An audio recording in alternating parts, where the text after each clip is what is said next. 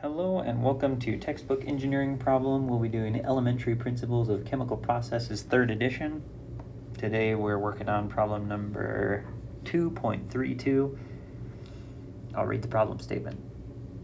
A hygrometer, which measures the amount of moisture in a gas stream, is to be calibrated using the apparatus shown here. Okay, so they've got a picture of how it works. If that comes up and it's important, I will draw like a little quick representation of what that is, but if it's not important to the problem, then I will not attempt to recreate that drawing. It's a little complicated. Steam and dry air are fed at known flow rates, okay, and mixed to form a gas stream with a known water content. And the hygrometer reading is recorded. The flow rate of either the water or the air is changed to produce a stream with a different water content, and the new reading is recorded, and so on. The following data are taken. Okay, so then it gives us a table of values, and then draw a calibration curve and determine an equation for mass fraction of water per the hygrometer reading. Okay, so we've got the computer pulled up, and we're going to enter in the values on the table, 60, 80. Okay, so now we have our table of values. Let's plot the data and see what it looks like, because it could be a line, or we may need to adjust the data to make it look like something else, so that it looks like a straight line. So let's select the data. X will be the hygrometer, and Y will be the mass fraction of water. Okay, and the hygrometer, because it says draw a calibration curve and determine an equation for this, is Y and this is X. That's what it says to do in part A. Okay, so this is problem 3.32, and let's get our axis titles in here. We'll say this one equals this, and this one equals this. Great. Yeah, and that looks like very linear, so now we just need to find out what parameters, if our linear model will work, what the parameters are. So what is the slope and what is the intercept? So M and B. I'll just put estimates in here, 1 and 1. Those estimates are probably really bad, but we need to have guessed values for the computer to kind of work with. Okay, so we've got our Y model. The Y model equals M times X plus B. And we don't want our M and B values to change. They should be the same for each one of these.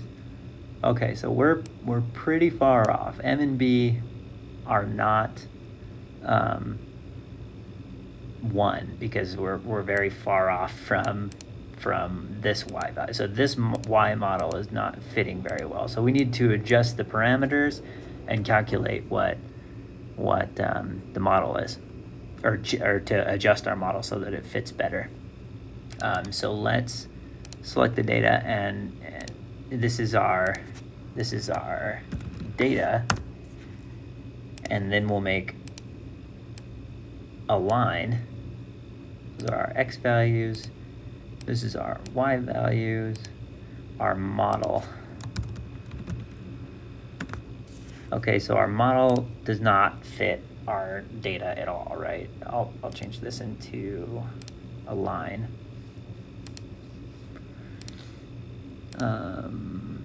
None.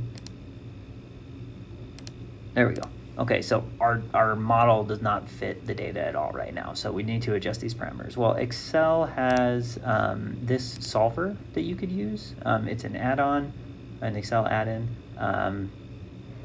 You can Google up how to put that add-on in there. It's already part of Excel, so you just have to download it, or you just have to trigger it and say put it in your toolbar, and it'll work. But just go ahead and Google how do you get a solver in Excel, and it'll work. Okay, so the objective is to adjust these parameters until the difference between these two y functions is really small. Okay, so we can say this is our error column. So our error will be this minus this. And then we'll take this, we'll square that error just so that all of the values are positive. And then we'll add all these errors together, and that will be our objective. And we'll try and reduce this number to be as small as possible by adjusting these parameters. Okay, so we'll go to our solver and we'll say, okay, we want this value to be the smallest we can get it by changing these values.